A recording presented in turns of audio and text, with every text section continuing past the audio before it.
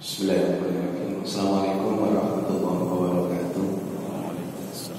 Alhamdulillah, syukurlah, wala haula wala quwwata illa billah. Kuntu khibran wa fataqallakum ya Bapak Ibu nasihat yang dirahmati Allah.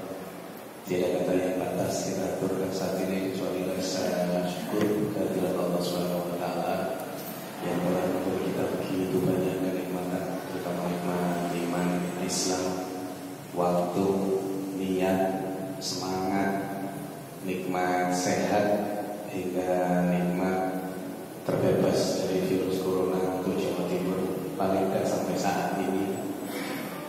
Alhamdulillah masih terhindar, tapi ada potensi juga untuk nanti bisa tertular kalau kita tidak waspada terkait dengan sahabat dan salam, sahabat saya dan tujuan kita Rasulullah Muhammad SAW yang telah mementas kita dari zaman ke-8, zaman jahiliyah yang menuju antara dengan Islam ini.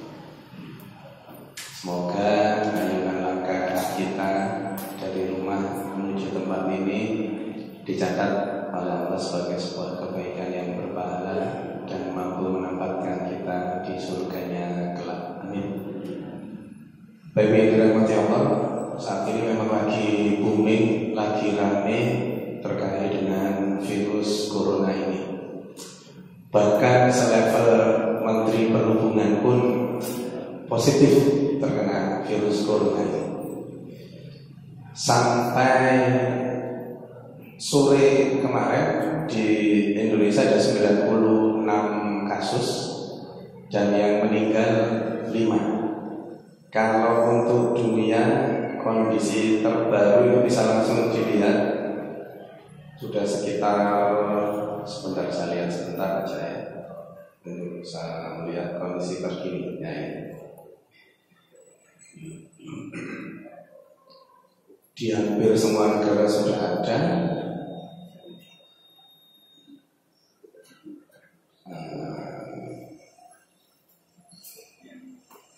Sekarang sudah 132.758,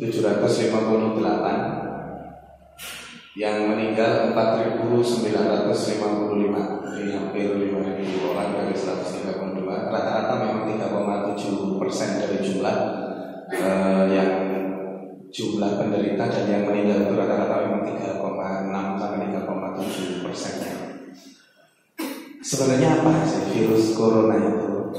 Jadi Bapak Ibu yang dirahmati Allah, jauh sebelum virus corona ini hadir, jauh sebelum virus corona ini diketemukan, sesungguhnya Allah sudah ciptakan sistem pertahanan di tubuh kita melalui mekanisme pernafasan. Virus corona ini menyerang di apa? Sistem pernafasan kita, dan Allah sudah siapkan sistem pertahanan, mekanisme pertahanan di saluran pernafasan kita itu bahkan 3 lapis. Maka kalau secara normatif kita sebagai seorang muslim ini taat menjalankan apa yang diperintahkan, menjauhi apa yang dilarang, menjadi bagian dari orang yang bertakwa itu, dengan berbagai ikhtiar yang kita lakukan, insya Allah kita terhindar. Saya tidak meremehkan, enggak, jelas ini tidak boleh diremehkan penyakit ini, tetapi juga tidak perlu ditakuti yang berlebihan. Nanti kami jelaskan bagaimana sesungguhnya virus corona ini. Sampai detik ini virus corona itu vaksinnya tidak ditemukan, obatnya tidak ditemukan. Nanti kami terangkan kenapa bisa seperti itu. Nah, sebelum ke virus corona, saya ingin menyampaikan tentang betapa Allah itu sudah melindungi kita dari serangan virus corona ini melalui barikade pertahanan di saluran pernapasan kita. Saluran pernapasan kita itu dimulai dari masuk hidung ke trakea, terus ke paru-paru. Dan sistem pertahanan yang Allah susun itu di 3 tempat itu. Pertama, di hidung kita. Di hidung kita itu ada bulu yang ada di rambut hidung. Jadi rambut hidung kita itu ada bulu-bulunya lagi.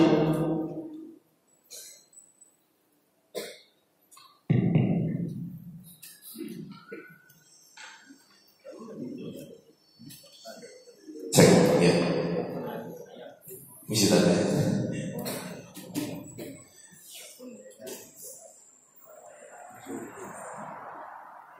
Nah, misalkan ini manusia.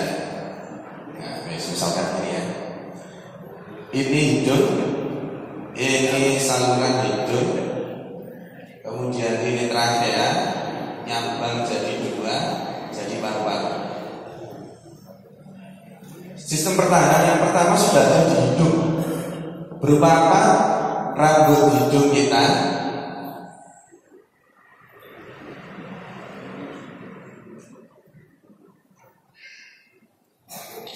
Rambut hidung kita ini ada bulu-bulunya lagi.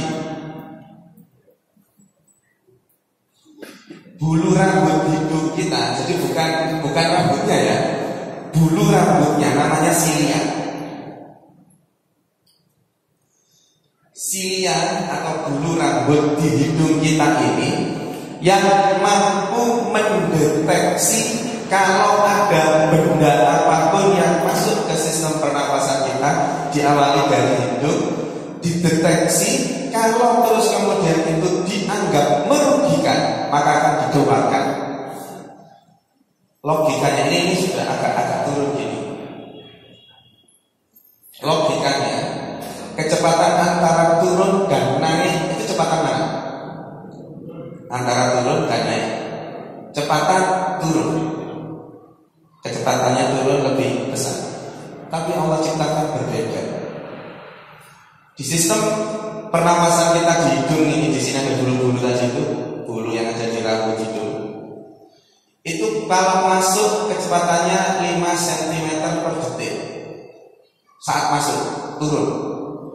Begitu ketangkep, ini tadi silia menangkap, oh ini benda ini membahayakan buat sistem pernapasan kita, maka dikeluarkan dengan kecepatan 5 kali lipatnya, 25 cm per detik, dalam bentuk bersin. Ucapannya bersin apa? Kenapa kok nggak innalillahi atau astagfirullah kalau waktu bersin? Kenapa kok ucapannya alhamdulillah? Ya wis kulunane ngono, ya enggak gitu. Kenapa? Karena kuman, virus, bakteri apapun yang akan masuk ke dalam sistem pernapasan kita ditangkap oleh silia, dikeluarkan sehingga tidak jadi kita terkena penyakit apapun itu karena benda asing ini. Maka sebagai rasa syukur karena kita tidak jadi kena penyakit, tidak jadi kumannya masuk, virusnya masuk, bakterinya masuk, maka kita berucapkan alhamdulillah. Itu sistem pertahanan yang pertama. Sistem pertahanan kedua, nah pada konteks sistem pertahanan pertama ini, silia ini pada orang normal akan hidup selamanya sesuai dengan usianya manusia. Silia yang berfungsi sebagai pendeteksi benda asing yang berbahaya ini akan mati kalau seseorang itu merokok. Alhamdulillah jamaah ajiat ini gak ada yang merokok kan? Ya tuh, gak ada yang merokok kan sekarang? Ya alhamdulillah gak ada yang merokok. Membungkuk ya. Kalau merokok, silianya ini mati. Kalau silianya mati, fungsi deteksinya jadi berkurang bahkan hilang. Kalau fungsi deteksinya berkurang atau hilang, maka virus apapun, kuman apapun masuk jeluntur aja, sudah masuk. Gak ada deteksi sama sekali, gak ada mekanisme untuk mengeluarkan dalam bentuk bersin.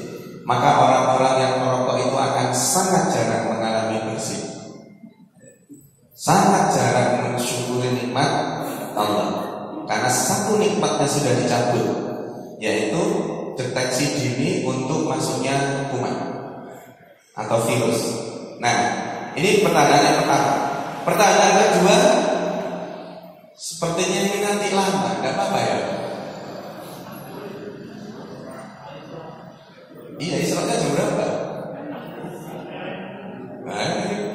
Kenapa nanti? Ya sudah dilihat nanti ya. Sesi 2. Yang kedua di trachea. Trachea itu turun langsung vertikal. Kalau ini kan agak miring ya. Di hidung ini naik sedikit terus turun ke belakang, turun total vertikal. Kalau tadi kecepatannya 5 kali lipatnya, begitu nyampe di trachea terus kemudian ditangkap oleh silia-silia yang ada di mukosa trachea ini, kecepatannya naik menjadi 50 kali lipatnya. Menjadi berapa?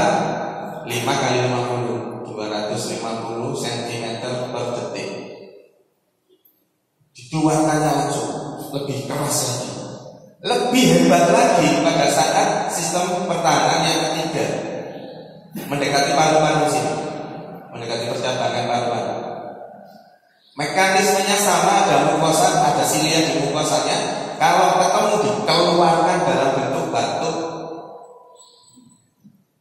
Kecepatannya batuk berapa?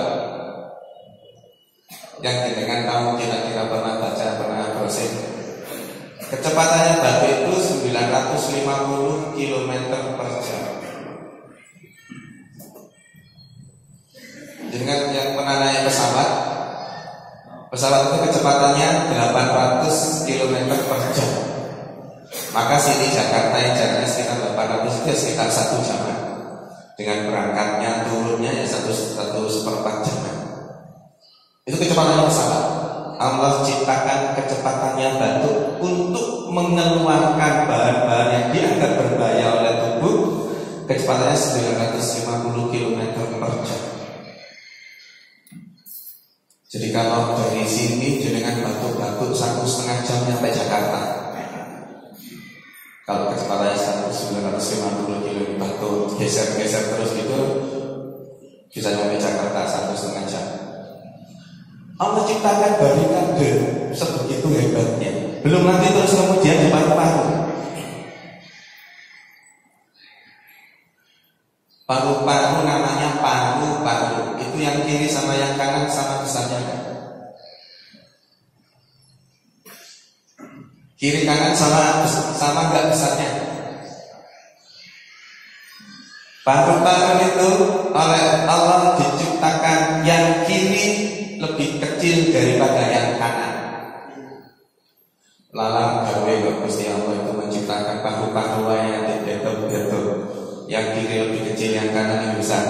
Yang kiri beratnya 570 gram, yang kanan 620 gram. Yang kiri lobusnya cuma 2, ruangannya cuma 2, yang kanan ruangannya 3. Kenapa Allah harus ciptakan seperti itu? Karena di sisi kiri paru-paru itu, di sisi kiri dada kita, di situ ada organ jantung, di situ ada organ lambung. Jadi kan pernah lihat foto ronsen? Foto ronsen gini itu kan ada bentukan gini. Nah, terus ini gambar paru-parunya aja. Ini jantung. Maka dari foto ronsen itu bisa dilihat ada perbesaran pembengkakan jantung atau enggak. Itu diukur nanti. Sekian, jika dikasih macam-macam ada cara pengukurannya. Jantung di sebelah kiri dada kita, kemudian lambung. Jangan pernah lihat gambar ini di mana? Di perumah, di otak mah, ya. Di kiri. Jadi lambung itu di kiri dada kita. Maka dengan adanya organ jantung, dengan adanya organ lambung, maka Allah ciptakan paru-paru kiri lebih kecil daripada yang kanan. Karena apa? Karena harus uyel-uyelan dengan jantung dan lambung. Menjawab kenapa Rasulullah itu tuntunannya kalau tidur miring ke, kenapa kok tidak ke kiri? Kenapa kok tidak terlentang? Kenapa kok tidak tengkurap? Itu pertanyaannya banyak, panjang. Tidak ke kiri karena pada saat kalau kita tidur miring ke kiri, tumpuk-tumpukan semua nih. Jantung, paru-paru kiri numpuk jadi satu karena ada gaya gravitasi bumi. Pada saat kita miring ke kiri, gaya gravitasi numpul di sini, sistem pernafasannya nggak bisa bagus, aliran darah nggak bisa bagus, sistem pencernaan nggak bisa bagus. Maka posisi tidur terbaik supaya betul-betul tidurnya itu menjadi istirahat, wajalan naumakum subatan, maka posisi tidurnya harus miring ke kanan. Pada saat tidur miring ke kanan, paru-paru kiri, jantung dan lambung kita posisinya melayang, sehingga tidak ada saling menekan karena tidak ada gaya gravitasi, posisinya di atas. Itu kenapa kalau Rasulullah itu tidurnya miring ke kanan. Di antara 1.200 jamaah ini yang tidurnya miring ke kanan berapa orang? Paling enak tidurnya itu terlentang, tangannya ke atas gini ya, SPW itu posisi enak. Padahal resikonya besar. Tapi kita tidak sedang bahas tidurnya. Maka paru-paru kiri diciptakan Allah lebih kecil, lebih sedikit lobusnya, ruangannya dibanding paru-paru kanan.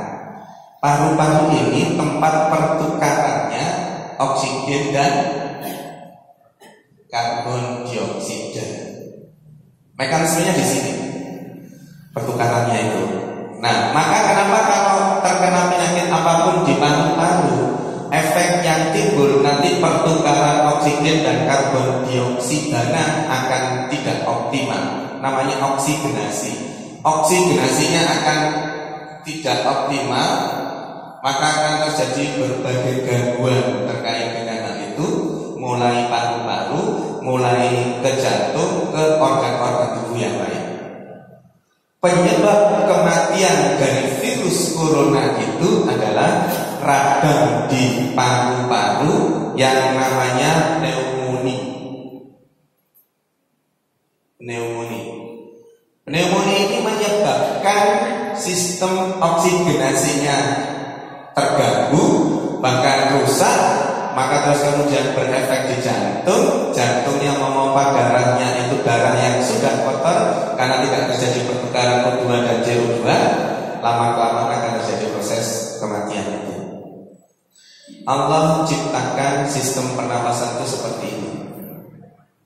Allah ciptakan barikade-barikade di masing-masing ini. Maka pada saat kita normatif, tidak menghancurkan silia yang ada di hidung, tidak menghancurkan silia yang ada di mukosa trakea, tidak menghancurkan sel-sel yang ada di percabangan paru-paru, insya Allah dengan virus apapun yang masuk, kita punya mekanisme pertahanan itu. Nanti juga kita bahas sekilas tentang wudhu. Pada saat istinsah, pada saat kita menghirup air wudhu dan mengeluarkannya dengan cepat, itu bagian dari ini juga. Nah, ini sistem pertahanannya. Terus sekarang kita bahas virusnya.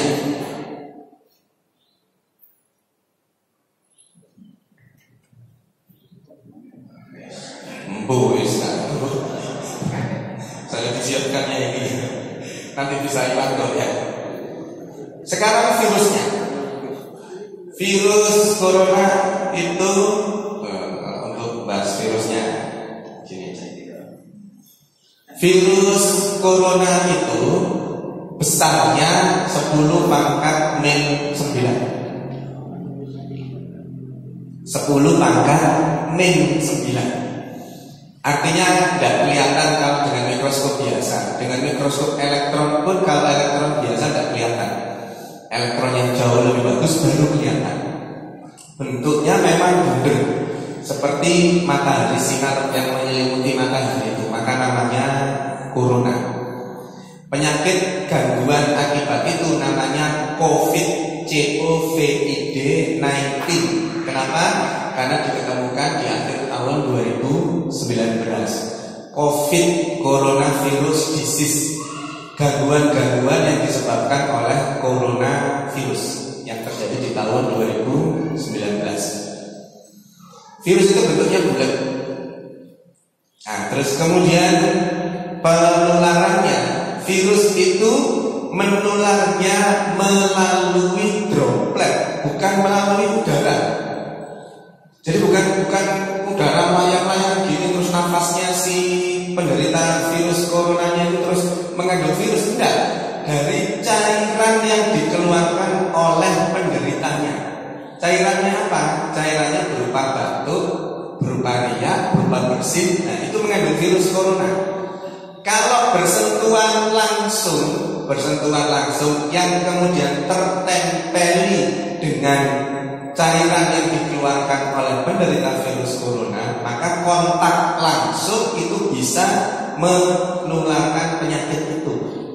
Kontak langsung, jadi langsung ketemu, langsung kemudian pegang hidung dan seterusnya, itu potensinya bisa masuk.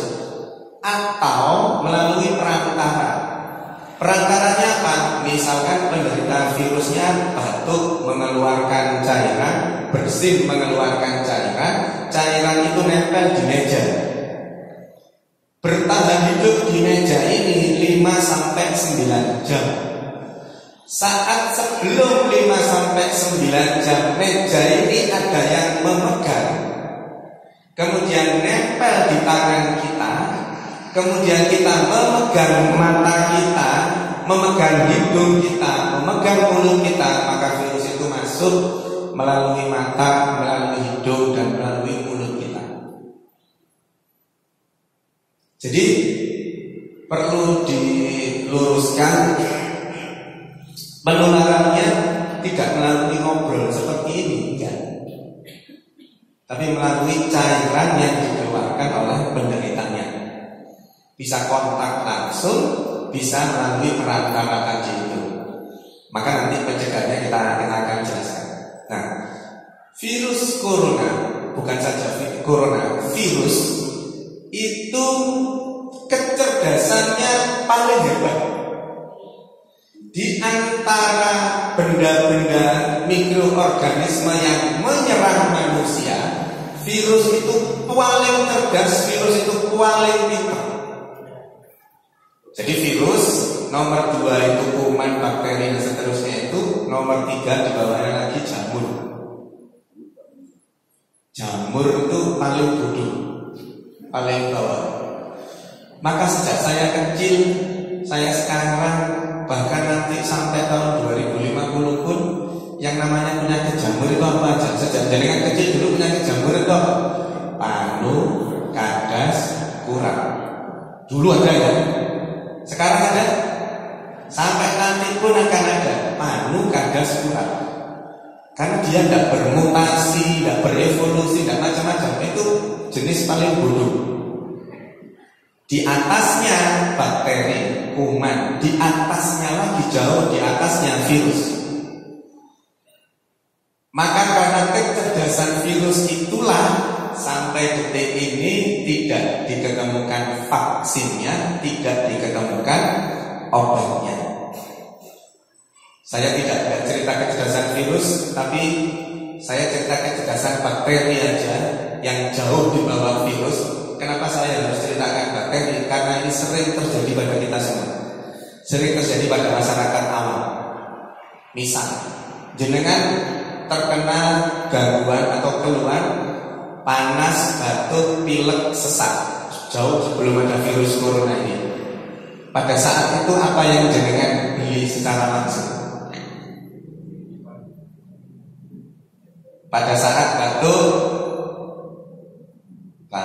pilek, panas, sesak, jenengan langsung beli apa? Kalau ke apotek beli antibiotik apa? Beli amoksisilin kan? Jadi dokter DW pokoknya beli ke apotek amoksisilin. Jenengan beli 10. Keluar ini batuk, pilek, sesak dan seterusnya, panas, kita ibaratkan akan timbul keluar kalau jumlah kumannya, jumlah bakterinya 100. Ini ibaratnya, bukan berarti kumpulan kumannya 100 terus timbul keluar. Ibaratnya kalau jumlah kumannya 100, bakterinya 100, maka akan menimbulkan keluar. Keluar timbul 100 kuman ini dengan daya kerjanya amoksisilin menjadi tinggal 40. Bagaimana mekanisme pembunuhannya? Kuman itu bentuknya tidak berarti. Di sini ada inti sel, ada mitokondria, ada memori sel, dan seterusnya. Tugasnya amoksisilin untuk membunuh kuman itu dengan cara apa? Dengan cara menghancurkan dinding selnya. Jadi dinding selnya ini dihancurkan.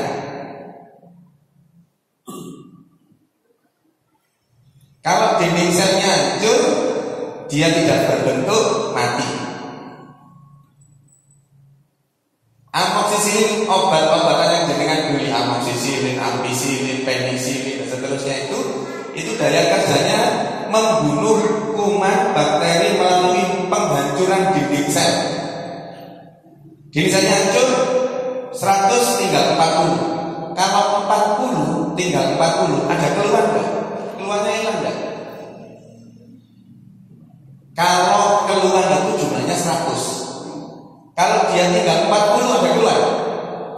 Keluhannya hilang. Pada saat keluhannya hilang, jenengan tetap minum amoksisilnya? Enggak. Sudah enggak minum kan? 1 hari minum kan sudah sembuh, rasa enak, sudah enggak minum obat. Maka 40 kuman bakteri tadi itu ada yang pingsan, ada yang teler gitu, ada yang sudah menjelang kematiannya karena amoksisilinnya di stop. Maka terus kemudian dia hidup lagi. Yang 40 itu hidup, yang 60 mati. Yang 40 hidup. Yang semula lemes tadi itu 40-nya hidup. Jeleknya karena kepintarannya bakteri, yang 40 hidup tadi itu rapat, real, ngumpul membahas gimana teman kita kok bisa 60 itu mati. Di sini ada sel memorinya. Yang semaput, yang pingsan tadi ngerti, yang diserang oleh amoksisilin itu dinding sel. Maka teman kita yang 60 itu mati karena dinding selnya dihancurkan. Yang 40, yang teler, yang pingsan dan seterusnya itu menjelang ajal, tapi amoksisilinnya di stop. Maka terus kemudian dia hidup lagi rapat, tahu kalau yang diserang adalah dinding selnya. Ibaratnya dinding selnya 1 cm, terus dia rapat, keputusan rapat, dinding sel kita pertebal menjadi 3 cm. Textbooknya tebal, ini saya memudahkan untuk jenengan. Ibaratnya seperti itu.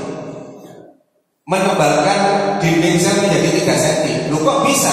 Iya, itu loh pinternya bakteri. Ini masih bakteri, belum di atasnya virusnya, itu belum di atasnya. Bakterinya itu rapat, hasil rapatnya memutuskan ayo kita pertebal. Akhirnya dinding selnya dipertebal 3 cm. 40 hidup berkembang jadi 100 lagi. Setelah 100 timbul keluhan lagi kan? Muncul keluhan lagi. Sama kan? Jenengan gitu kan? 1 bulan, 2 bulan kemudian mengalami batuk, panas, pilek lagi, sama minum apa lagi? Amoksisilinnya kan tadi beli 10 kan? Diminum masih 3, masih 1 hari, maka sudah minum amoksisilin lagi. Minum amoksisilin lagi dengan mekanisme yang sama. Yang 100 dinding selnya sudah 3 cm, maka yang mati sudah tidak sebanyak yang pertama. Yang mati cuma 20, masih ada 80. Kalau 80 timbul keluhan enggak? Keluhannya sudah hilang. Keluhan itu kalau 100 jumlahnya. Kalau 80 sudah enggak ada keluhan. Sama, jenengan merasa sembuh, jenengan menghentikan amoksisilinnya, kumannya rapat lagi, memutuskan ketebalan kita dinding selnya 5 cm. Diputuskan ketebalannya 5 cm. 5 cm berkembang jadi 100 lagi, yang 80 tadi 100 lagi timbul keluhan batuk pilek. Jenengan minum amoksisilin lagi, diketawain sama bakterinya. dindingnya sudah 5 cm, amoknya nyerang dinding saja keluar dia meter saja bakterinya, maka itu yang disebut kumannya sudah kebal, sudah resisten dengan obat amoksisilin ini. Maka minum amoksisilin sudah nggak bisa lagi menyembuhkan batuk pilek jenengan. Paham ya? Maka kalau minum amoksisilin, minum antibiotik apapun minimal harus 4 hari. Rata-rata kita kan minumnya 1 hari karena sudah seger, sudah enak, keluarnya sudah hilang karena jumlah koloni kuman atau bakterinya sudah jauh berkurang. Ini bakteri. Nah virus corona itu bentuknya bulat. Antivirusnya, kalau antibiotik amoksisilin membunuh si bakteri tadi, perintahnya hancurkan dinding selnya. Kalau antivirus yang dibuat manusia selama ini, perintahnya bukan menghancurkan dinding sel. Karena virusnya pinter, obatnya juga harus pinter. Perintahnya pokok ketemu virus yang bentuknya bulat, bunuh. Ketemu virus bentuknya bulat, bunuh. Maka pada saat seseorang terkena virus corona, masuk pertama kali virus corona, minum antivirus corona, kemudian langsung menyerang virus coronanya, ketemu yang bundar dibunuh langsung. Tetapi di detik yang sama si virus mengalami evolusi, mengalami mutasi. Dalam bentuk apa? Perintahnya tadi obatnya apa? Pokok ketemu virus bundar, bunuh. Maka dia berubah bentuk menjadi wajib, berubah bentuk menjadi persegi panjang, berubah bentuk menjadi lonjong, berubah bentuk menjadi limas. Berhasil obatnya? Gagal total. Loh, kan bisa dibuat obat antivirus yang tugasnya membunuh virus yang bentuknya bulat, segitiga, persegi panjang, oval, bisa. Biayanya sangat mahal. Tapi ketika keberhasilannya, kalau perintahnya seperti itu tadi, bulat, wajib, kotak, bunuh, dia berubah bentuk gini.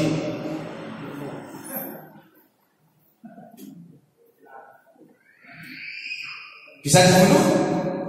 Perintahnya bunuhnya kotak. Dia kotak ada modifikasinya sedikit, tidak bisa dibunuh.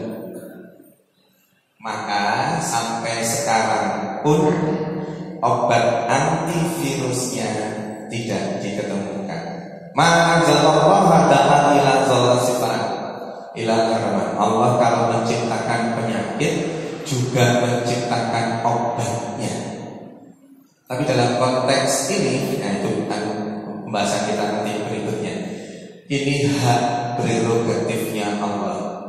Kenapa? Pertanyaan besarnya adalah kenapa Allah ciptakan virus corona ini? Ngapain diciptakan virus corona kalau hanya sekedar untuk membunuh umat muslim misalkan, membunuh manusia yang ada di muka bumi ini? Rabbana ma khalaqta hadza batila. Gak ada yang Allah ciptakan itu sia-sia. Pasti Allah punya maksud. Nah, virus ini diciptakan kenapa? Allah menciptakan virus ini kenapa? Karena secara keislaman, secara Quran dan hadis, Allah menciptakan virus itu karena tabiat manusianya yang sudah kebajut, tabiat manusianya yang sudah jauh dari nilai kebersihan. Padahal innallaha yuhibbut tawwabina wa yuhibbul mutatahhirin. Allah itu suka, Allah itu sayang pada orang-orang yang taubat dan pada orang-orang yang bersih. Tobat dalam konteks apa? Tobat dalam konteks kalau sudah melakukan kesalahan yang sebegitu hebatnya untuk kemudian bertobat. Bersih dari apa? Bersih dari segala aspek dalam kehidupan kita ini. Maka Allah munculkan itu.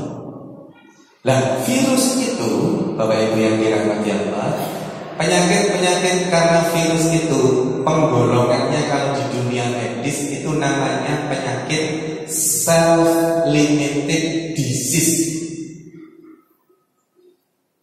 Self-limited disease. Apa itu? Penyakit-penyakit yang bisa sembuh sendiri asalkan sistem imunitas tubuh kita bagus, tinggi. Cina sudah sangat paham dengan hal ini. Cina sudah sangat paham bahwa si virusnya tidak bisa dibunuh dengan obat-obatan. Maka apa yang terus kemudian pemerintah Cina lakukan? Meminta kepada umat Islam untuk mendoakan. Padahal komunis tidak percaya dengan adanya Tuhan, tapi pada konteks virus corona mereka paham ilmunya manusia tidak nutut untuk virus corona ini. Maka pasti ada non teknis lain. Maka terus kemudian kalau ada orang-orang yang beragama itu, maka mereka meminta orang yang beragama itu untuk mendoakan supaya virus corona ini bisa ditanggulangi. Lawang yang komunis saja paham betul dengan hal itu, karena jedok mentok tidak bisa untuk menyembuhkan virus corona itu. Lah kita ini yang muslim sesungguhnya sudah diberi Allah sistem pertahanan tadi. Sudah diberi Allah berbagai mekanisme terkait dengan bagaimana cara supaya tidak tertular oleh virus corona. Salah satunya dengan berwudu itu. Mungkin jangan baca atau melihat video tentang berwudu itu mampu membunuh virus corona. Ada yang baca? Ada yang melihat videonya? Virus terlalu bersemangat. Virus corona itu tidak akan mampu dibunuh secara langsung oleh air wudhu itu. Enggak. Saking pengennya menghebat-hebatkan wudhu, terus ngomong virus corona itu bisa dibunuh dengan wudhu. Enggak. Virus corona tidak bisa dibunuh dengan wudhu, dengan air wudhu. Tetapi orang yang berwudhu itu menjadi bagian dari orang-orang yang mutatahhirin tadi itu. Orang-orang yang bersih, orang-orang yang disayangi oleh Allah. Kalau disayangi oleh Allah, dilindungi tidak? Pasti dilindungi oleh Allah. Dari sisi teknis medisnya, orang yang berwudu itu pada saat kita wudu itu ada 490 titik. Ada yang aku butuh di sini. 490 titik jinjang yang teraliri air wudu. Pada saat 490 titik ini teraliri air wudu, maka terjadi apa yang disebut dengan bioenergi. Jadi titik-titik 490 itu kena air, itu terjadi proses bioenergi, teraktifkan dengan air wudu itu. Kemudian air wudu ini mengaktifkan bioenergi, terjadi peningkatan sistem metabolisme tubuh kita. Metabolisme tubuh kita yang meningkat akan menyebabkan sistem imunitas tubuh kita naik. Sistem imunitas tubuh kita naik akan mampu membunuh virus coronanya itu. Bisa dipahami ya? Bukan air wudhunya itu membunuh virusnya, bukan. Tetapi dengan berwudhu itu mengaktifkan proses bioenergi yang akhirnya membuat metabolisme tubuh kita meningkat. Metabolisme tubuh meningkat akan menyebabkan sistem imunitas tubuh kita meningkat. Imunitas tubuh kita yang meningkat itulah yang mampu membunuh si virus. Karena apa? Self-limited disease. Bisa dibunuh kalau sistem pertahanan tubuh kita bagus. Bisa dipahami ya? Maka kalau ada yang mengatakan air wudhu itu langsung mampu membunuh virusnya, hoax. Tapi kalau kebiasaan berwudhu menyebabkan imunitas tubuh kita meningkat dan kemudian mampu membunuh virusnya, iya. Maka sunahnya kalau berwudhu boleh dilap enggak? Boleh diambil enggak? Sunahnya kalau wudhu biarkan kering sendiri. Kenapa? Supaya proses bioenerginya ini berjalan dengan sempurna, tuntas. Bioenerginya tuntas, metabolisme tubuhnya meningkat, imunitas tubuhnya meningkat. Kalau air wudhu yang kita basuhkan di tubuh kita pada saat wudhu kemudian dikeringkan, entah dengan sapu tangan, entah dengan handuk, dikeringkan, proses ini tidak jalan. Proses bioenerginya tidak berjalan dengan sempurna, baru jalan sudah keringkan, hilang sudah. Bapak-bapak, insya Allah kalau wudhu tidak ada yang dikeringkan, ya kan? Terus biasa aja, harus pakai kopiah langsung. Mohon maaf, ibu-ibu yang banyak mengeringkan air wudhu. Alasannya kalau tidak dikeringkan nanti mukenanya basah, lama-kelamaan bau, 3 hari bau. Ya itu yang memang dicari. Lama bulan ganti baru.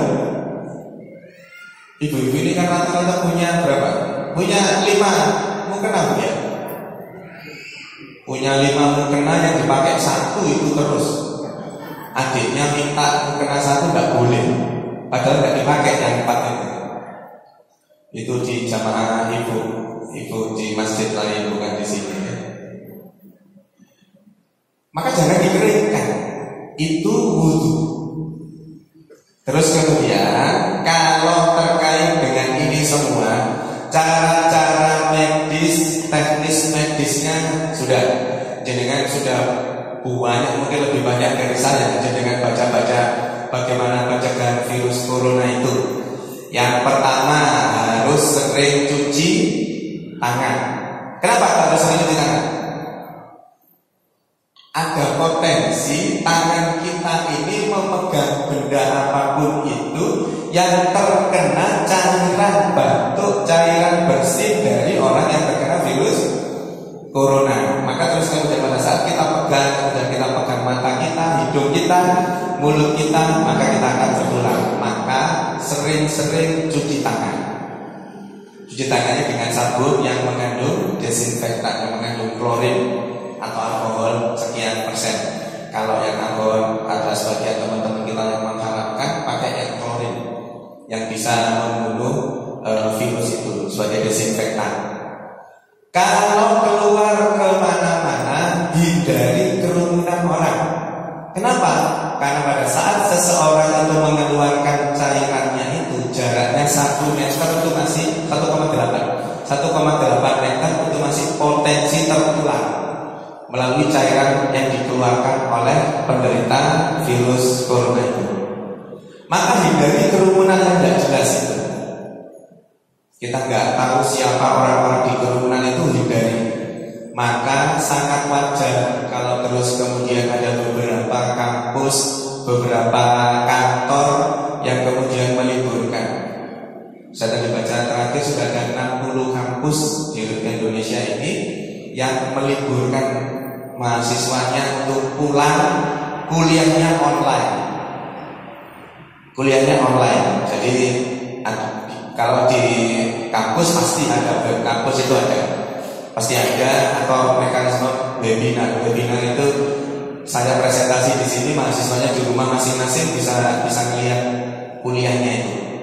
Pokoknya tidak ada kontak. Loh, kok terlalu berlebihan gitu sih? Bukan. Itu bukan berlebihan, itu bentuk dari ikhtiar kita. Tidak boleh juga kita merasa bahwa kita sebagai seorang muslim yang sudah Allah ciptakan itu, kita sudah sholat rutin, kita wudhu rutin, terus meremehkan hal itu, terus kita menjadi ceroboh, kita menjadi mengentengkan hal itu. Pada satu kondisi kita nanti akan ketularan. Maka tetap ada ikhtiar itu wa alaisa lil insani illa masya, bahwa Allah tidak akan memberi sesuatu kecuali yang kita usahakan. Maka pada saat kita usahakan untuk dalam bentuk ikhtiar itu menghindar dari virus itu menjadi bagian dari usaha itu, dan Allah akan lihat itu sebagai bentuk ikhtiar dan Allah akan jauhkan. Maka ikhtiar-ikhtiar itu perlu dilakukan. Misalkan PDN Situbondo yang di sini ada sekolah-sekolah Muhammadiyah, bagian dari bentuk ikhtiar itu liburkan anak-anak sekolah itu. Liburnya berapa hari? Masa inkubasi virus itu 1 sampai 14 hari. Teoritis medis kalau ingin safe, liburnya itu 2 kali lipatnya. Jadi 2 kali 14 hari, 4 minggu, 1 bulan libur. Bagaimana nanti mekanisme pembelajarannya? Bagaimana percepatan pembelajarannya nanti? Itu bisa diatur kemudian. Itu bentuk ikhtiar, bukan bentuk yang kemudian itu dianggap sebagai sesuatu yang berlebihan. Enggak. Bapak Ibu yang dirahmati Allah, kalau sejak awal, ya mohon maaf, kalau sejak awal pemerintah kita itu jujur mengakui bahwa virus sudah masuk dan menjadi permasalahan bersama, pemerintah menganggap ini masalah, institusi-institusi non pemerintah Muhammadiyah ikut di dalamnya menjadi bagian dari itu, menganggap ini masalah, masyarakat menganggap ini masalah, maka kita bareng-bareng berjibaku untuk menghilangkan pandemi ini. Jadi kan mungkin dengar ya, WHO menyatakan pandemi virus corona. Pandemi itu apa sih? Pandemi itu paling wahid di antara yang lain. Yang pertama itu wabah. Wabah itu bisa misalkan di sekolah. Di sekolah ini ada 100 siswa, kok yang 60 diare. Nah itu wabah diare di sekolah. Kalau diarenya nyebar sampai Situbondo, Situbondonya ini namanya epidemi diare, lebih luas lagi. Lah pandemi itu lebih luas lagi di seluruh luar negeri, praktis hampir di seluruh dunia ini sudah ada virus corona, maka namanya pandemi. Kalau pandemi seluruh negara-negara ini berpotensi untuk itu, Indonesia mendapat teguran dari WHO. Kenapa? Tidak mungkin dengan jumlah penduduk yang sedemikian besar, 240 juta, kok tidak diketemukan virus corona, itu mustahil. Dengan pintu masuk yang sedemikian banyaknya, Italia itu negaranya nggak lebih besar dari Jawa, kecil, pintu masuknya jelas, itu aja penduduknya 800 yang mati. Nggak mungkin, makanya terus Indonesia diberi surat cinta oleh WHO. Sudah, intinya, ayolah jujur.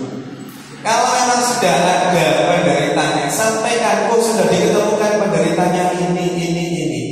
Kalau melihat urut-urutannya pemerintah mengakui itu kan ya lucu ya. Kita sama-sama bisa lihat kan. Persikuku ada corona, Indonesia hebat. Dengan kunut dan yasin virus coronanya hilang. Ya Jemaah Al-Fahmi kan ngomong seperti itu. Tidak berani masuk ke Indonesia. Macam-macam hebat, Indonesia hebat. Begitu terus kemudian Anies Baswedan, Gubernur DKI, melakukan langkah dengan data bahwa di Jakarta diketemukan suspek sekian, baru Indonesia merilis iya ada 2. Pada saat 2 itu pun kami yang di medis tidak percaya. Coba sudah sedemikian itu kami yang di medis itu tidak mempercayai hal itu. Maka yang dibutuhkan adalah pemerintah itu jujur. Ayo jujur, ini masalah bersama, ayo ditanggulangi bersama. Kalau tidak ada kejujuran dengan hal itu, masyarakatnya itu bingung. Kalau diterangkan bahwa virusnya itu menularnya seperti yang saya sampaikan tadi, maka juga tidak perlu kemudian panik buying, beli macam-macam itu. Semua terus akhirnya ada unsur bisnis lah di sana. Ada penimbunan dan seterusnya itu. Lagi-lagi yang dirugikan adalah masyarakat. Bagaimana terus kemudian pemerintah bisa itu? Harusnya pemerintah menyiapkan dana yang cukup banyak untuk bisa seperti Cina. Wuhan itu tempatnya pertama kali virus ini diketemukan. Di sana kondisinya sudah kondusif. Rumah sakit yang dibangun itu sudah nggak ada pasiennya. Berapa biaya yang dikeluarkan? 110 triliun untuk satu Wuhan itu aja. Dengan membangun rumah sakit dengan kapasitas sekian ribu orang itu mampu menangani. Kenapa? Masyarakatnya paham, tenaga medisnya paham, paramedisnya paham, pemerintah paham. Ini musuh bersama, ini permasalahan bersama. Maka mereka bekerja sama di dokternya, paramedisnya, perawatnya berjibaku, betul-betul bekerja bersama-sama untuk itu. Maka pada saat itu di Wuhan, di rumah sakit Wuhan itu sudah kosong, sudah pada sembuh semua. Tapi penyebaran di negara-negara lain ini yang terus kemudian menjadi masalah, termasuk di Indonesia. Karena ketidakjujuran itulah, maka terus kemudian masyarakat panik dan seterusnya itu. Nah, bagaimana caranya supaya bisa meningkatkan sistem imunitas? Yang pertama, ilmuisasi, pahami ilmunya. Bapak yang dirahmati Allah, ya fa'ilailadzina amanu minkum walladzina utul ilma darajat. Allah akan meningkatkan derajat di antara kita ini orang-orang yang beriman dan berilmu. Kalau paham ilmu tentang corona, kita sampaikan seperti ini, pemerintah menyampaikan kebenaran dari virus corona itu seperti apa, tidak akan panik kita. Kita paham ilmunya itu, tahu bagaimana cara untuk mencegahnya. Pahami ilmunya ini. Pahami bahwa ilmu tentang corona ini apa sih? Ilmu tentang corona ini salah satunya Allah ingin tunjukkan bahwa kesombongan sebuah negara yang mengatakan bahwa tidak ada satu kekuatan pun di muka bumi ini yang mampu menghancurkan Cina, maka Allah kirim bukan dalam bentuk sesuatu yang kasat mata. Allah kirim sesuatu yang tidak kelihatan. Allah kirim sesuatu yang sangat kecil. Apa maknanya? Sesuatu yang sangat kecil itu mampu menghancurkan kesombongan sebuah negara itu. Dalam konteks bernegara seperti ini, tapi dalam konteks diri kita, personil kita, individu kita masing-masing, jangan pernah ada rasa sombong dalam diri kita dalam bentuk apapun. Jangan pernah merasa sombong bahwa kita sholat tiap subuh itu kita datang paling pagi, paling nomor satu, Jumatan datang nomor satu. Tiap sholat sunnah-sunnah kita jalankan semua. Jangan sampai timbul kesombongan terkait dengan ibadah kita. Jangan sampai timbul sombong karena kekayaan kita, kepintaran kita, kecerdasan kita, kegantengan kita. Maka pada suatu waktu kalau kesombongan itu kemudian sudah melampaui batas, Allah akan kirim virus itu kepada kita. Entah dalam bentuk virus apa itu namanya nanti diketemukan baru, tapi prinsipnya bahwa karena kesombongan itulah Allah turunkan virus itu. Pahami ilmunya. Yang kedua adalah dengan memvaksinasi hati kita. Vaksinnya belum ada kan? Maka vaksinasi hati kita dengan cara apa? Ingat terus pada Allah. Ala bidzikrillahi tatma'innul qulub. Pada saat kita mengingat Allah, hati kita tenang. Kalau tenang ada apa? Pada saat kita tenang akan muncul hormon namanya serotonin. Serotonin. Nanti jadi kan bisa browsing apa yang saya tulis. Bisa dibuat juga ya. Tulisannya dokter ya gini ini ya. Kalau seseorang ingat Allah terus, maka akan tenang. Kalau tenang muncul hormon serotonin. Kalau muncul hormon serotonin, imunitas tubuhnya akan meningkat. Maka mekanismenya, kalau terus kemudian kita sholat benar, kita zikir benar, terus kemudian kita ngaji secara benar, muncul hormon serotonin. Hormon serotonin ini akan meningkatkan sistem imunitas tubuh kita. Maka tidak perlu takut berlebihan kalau imunitas tubuh kita sudah tinggi itu. Asalkan catatannya adalah semua itu harus lillahi ta'ala. Itu catatan pentingnya. Kalau ngaji itu yang lancar sama yang gradul-gradul pahalanya banyakan mana? Banyakan mana? Hadis sahih yang diriwayatkan Aisyah itu, kalau yang gradul kesulitan ngaji itu dapat 2 pahala. Jadi kalau alif lam mim dapat berapa? Orang yang lancar dapat alif lam mim dapat berapa? 30. Alif lam mim dapat 30. Kalau yang gradul itu alif kan itu alif lam mim itu dapat 2 kali lipatnya, dapat 60. Grodalnya dapat pahala, gradulnya dapat pahala.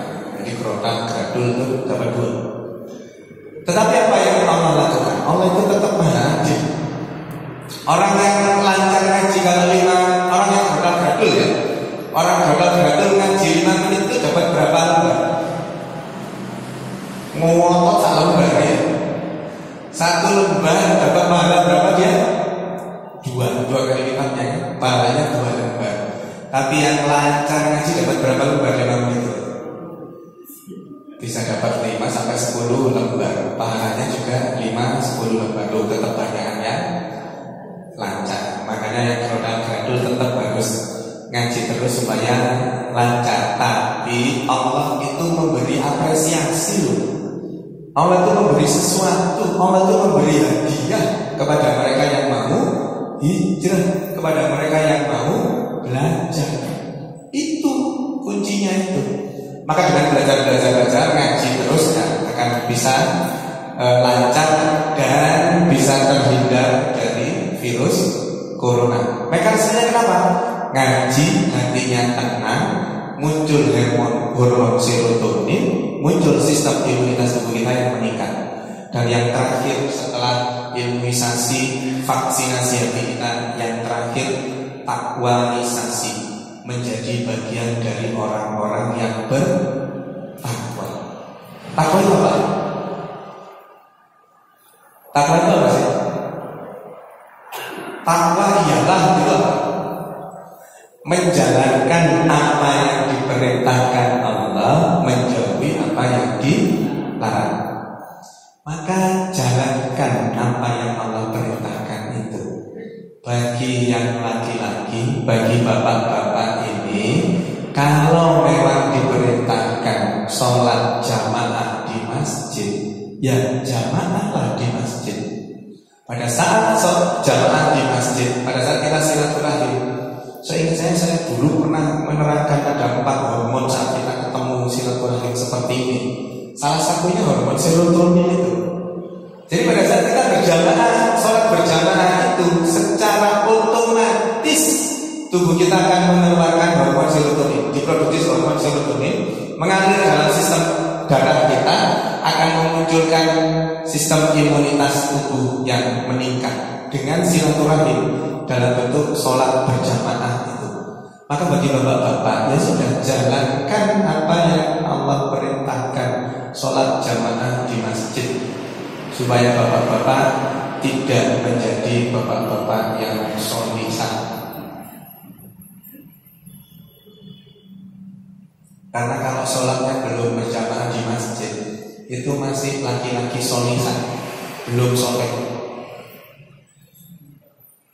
Jadi masih solihan. Kalau di masjid baru laki-laki soleh. Ya. Nanti di momen puasa jalankan dengan baik virus corona ini enggak. Maka bertakwa itu seperti itu. Nah dalam konteks ini apa yang didapat kalau sudah bertakwa? Di At-Tolak ayat 2 dan 2 akhir dan 3 awal. Man kana yu'minu billahi wal yaumil akhir wa may yattaqillaha yaj'al lahu makhrajan wa yarzuqhu min haitsu la yahtasib. Barang siapa percaya kepada Allah dan hari akhir, bertakwalah. Lalu terus kemudian apa yang didapat? Pada saat kita menjadi bagian dari orang-orang yang mutakin itu, Allah akan beri jalan keluar. Allah akan selesaikan permasalahan yang dimiliki. Kalau masalahnya virus corona, orang situ bondo diwakili oleh jamaah Masjid Al-Jihad ini jadi bagian dari orang yang takut itu, kira-kira masuk situ bondo enggak? Virus itu akan dikeluarkan dari situ bondo. Kalau orang-orang situ bondo menjadi bagian dari orang yang takut. Kalau toh masuk, Allah akan segera sembuhkan orang-orang yang terkena itu. Wa may yattaqilla yaj'al lahu makhraja wa yarzuqhu min haitsu la yahtasib. Kemudian Allah akan memberi rezeki dari arah yang tidak disangka-sangka. Rezekinya berupa apa? Berupa kesehatan itu. Jadi Bapak Ibu yang dirahmati Allah, sesungguhnya virus corona itu memang sesuatu yang memang bisa menjadi permasalahan. Tetapi kalau kita memegang teguh syariat Islam ini dengan baik, insya Allah kita tidak akan tertular itu. Tapi tetap lakukan langkah-langkah ikhtiar itu. Sekali lagi, jangan sok-sokan sudah menjalankan itu semua. Sunnah Rasul sudah saya jalankan semua kok. Masa iya Allah masih memberi saya sakit? Tetap harus ada ikhtiar, karena Allah akan melihat ikhtiar kita itu. Dan kemudian dengan ikhtiar itulah Allah akan beri kita kesehatan yang optimal. Dengan ikhtiar itu pula lah, kalau kita diamanai Allah untuk menderita virus corona itu, dengan takwa itu pula lah Allah akan sembuhkan. Angka kesembuhan virus corona ini di atas 50%. Dari 135 itu yang sembuh 70.000 sekian, di atas 50%. Yang mati 3,6 sampai 3,7% itu tadi. Jauh lebih parah TBC. TBC itu tiap 1 jam ada 11 orang yang meninggal. Tetapi TBC butuh waktu lama dan penyebarannya lama. Nah, virus corona ini tidak. Virus corona ini cepat penyebarannya. TBC tidak merusak ekonomi, virus corona merusak ekonomi. TBC tidak merusak sistem pertahanan suatu negara atau sistem pertahanan suatu daerah. Corona menghancurkan sistem pertahanan suatu daerah. Jadi sikapi virus corona ini sesuai proporsinya. Gak usah takut berlebihan, tetapi juga jangan meremehkan. Sudah paham dengan apa yang oh ya, sebelumnya dengan tanya, apa empon itu bisa membunuh virus corona? Ya, kan booming kan tuh empon membunuh virus corona. Wes entek bolir sak pasar. Jahe sak pasar entek bolir entek, harganya jadi mahal. Bener kan? Membunuh langsung seperti air itu? Enggak. Empon itu mekanismenya kalau kita konsumsi sama dengan obat sauda itu. Kalau kita mengkonsumsi, imunitas tubuh kita akan naik. Imunitas tubuh yang naik itulah yang nanti membunuh virusnya. Bukan jenengan minum jahe, minum beras kencur, minum empon itu tahu-tahu ada virusnya mati gitu. Enggak. Maka pada saat di TV, Profesor empon-emponnya ngomong, ini bisa membunuh dia. Terus slide berikutnya dokternya S3-nya ngomong, mestinya harus dilakukan studi empiris terkait dengan itu. Harus ada penelitian yang membuktikan secara langsung bahwa virusnya itu bisa dibunuh dengan empon-empon. Dan itu tidak ada penelitian tentang itu. Yang ada yang sudah terbukti, empon-empon itu meningkatkan sistem imunitas tubuh kita. Sama dengan sudah terbuktinya wudu itu kalau benar dilakukan lillahi ta'ala, itu meningkatkan sistem imunitas tubuh kita. Jadi ayo kita berpikir yang lebih pintar lagi, yang lebih cerdas. Ya orang Indonesia gitu itu. Begitu keluar langsung diborong semua jari pasar wis. Begitu ada pakai masker, masker teh, hand sanitizer, teh. Kami yang di rumah sakit ini yang kena sampulnya. Wong kami tiap hari memang butuh masker. Masker semurah 15.000 jadi 19.000, jadi 90.000 satu box. N95 itu semula harganya 8.000 sekian, jadi 300.000. Nah kami kan harus pakai itu, walaupun nggak ada virus corona itu, kami yang di rumah sakit pakai itu. Memang itu menjadi bagian dari alat pelindung diri, ya. Jadi sudah jam 6 kurang 10, ya, jenengan sudah gaduh bisa ini. Kalau ada yang mau ditanyakan silakan, monggo. Barangkali ada yang belum jelas terkait dengan virus corona ini. Harapan saya dengan penjelasan tadi kita jadi jauh lebih paham terkait dengan virus corona ini. Kemudian dengan pemahaman itu kita bisa mengambil langkah untuk pencegahan dan terapi. Sekali lagi, kalau untuk pencegahan dan terapi secara teknis tadi seperti apa yang bisi-bisikan itu, tetapi ada hal non teknis, hal-hal yang bersifat syariat Islam yang harus kita lakukan. Pahami ilmunya, karena Allah akan meninggikan derajat orang-orang yang berilmu. Pahami ilmu kebersihannya, karena Allah akan melindungi orang-orang yang bersih, karena orang yang bersih itu disayang oleh Allah. Jadilah bagian dari orang-orang yang bertakwa. Jadilah bagian dari orang-orang yang tervaksinasi hatinya dengan selalu tertaut ingat kepada Allah dengan berpikir itu. Ada pertanyaan? Kalau nggak ada, mari kita sama-sama tutup dengan doa kafaratul majelis bersama-sama. Subhanallahumma wa bihamdika asyhadu an la ilaha illa anta astaghfiruka wa atubu ilaik. Mohon maaf kalau ada sesuatu yang kurang berkenan, semoga ada manfaatnya. Nasrullah wa karim wa wasilul mu'minin billahi taufiq wal hidayah. Wassalamualaikum warahmatullahi wabarakatuh. Demikianlah para hadirin sekalian kajian kita ini dengan saudara dalam ikhtiar dan kita berusaha terbaik untuk kesehatan kita semua. Wassalamualaikum warahmatullahi wabarakatuh.